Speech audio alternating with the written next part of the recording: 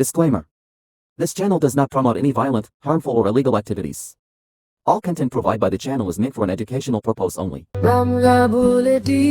আপনারা দেখছেন বাংলা ভাষায় প্রথম এআই চ্যানেল বাংলা বুলেটিন। আমি এআই অ্যাঙ্কার নয়ন তারা। চন্দ্রযান-4 চন্দ্রযান-3 মিশনের ঐতিহাসিক সাফল্যের পর ভারতীয় মহাকাশ গবেষণা সংস্থা এখন পরবর্তী চাঁদ মিশন চন্দ্রযান-4 এর প্রস্তুতি নিচ্ছে। চন্দ্রযান-4 চাঁদে যাবে এবং সেখান থেকে পৃথিবীতেও ফিরে আসবে।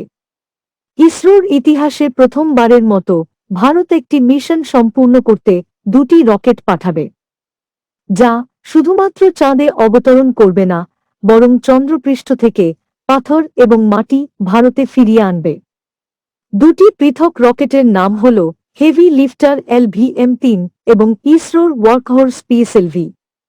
এগুলি বিভিন্ন দিনে উৎক্ষেপণ করা হবে।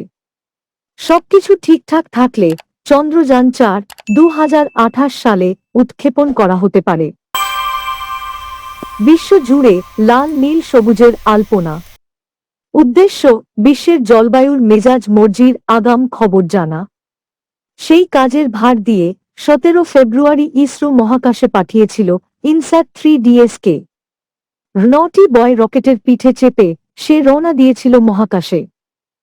ইসরোর দুষ্টু ছেলের হাই রেজলিউশন ক্যামেরায় ধরা পড়ল পৃথিবীর পৃষ্ঠদেশের 3D ছবি।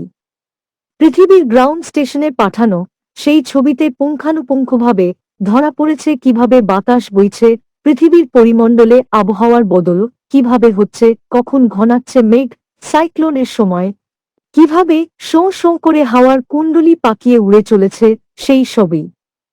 চোখ জুড়োনো সেই ছবি দেখে মনে হয়েছে ঠিক যেন লাল নীল সবুজের আলপনা বিশ্ব জুড়ে। রকেট উৎক্ষেপণের জন্য অপচয় হয় প্রচুর জল। রকেট উৎক্ষেপণের সময় খরচ হয় প্রায় 30 লক্ষ লিটার জল। এমনই একটি ভিডিও শেয়ার করেছে মার্কিন মহাকাশ গবেষণা সংস্থা নাসা।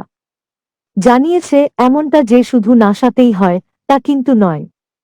নাসা থেকে শুরু করে ইসরো, এমনকি পৃথিবীর বিভিন্ন মহাকাশ গবেষণা স্টেশনেই এমনটা হয়। নাসা তার ইউটিউব চ্যানেলে কেনেডি স্পেস সেন্টারের একটি ভিডিও শেয়ার করেছে। এই ভিডিওতে লঞ্চ প্যাড ওয়াটার ডিলিউজ সিস্টেম পরীক্ষা করা হয়েছে। পরীক্ষার সময় প্রায় 30 লক্ষ লিটার জল ব্যবহার করা হয়েছে। কেন রকেট উৎক্ষেপণে এত বড় পরিসরে জল ব্যবহার করা হয়?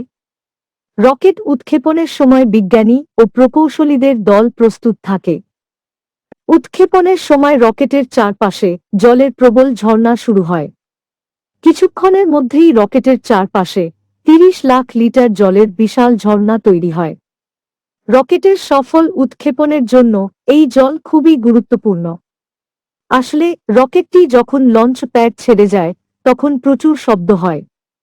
একটি SLS রকেট 176 ডেসিবেল শব্দ তৈরি করতে পারে।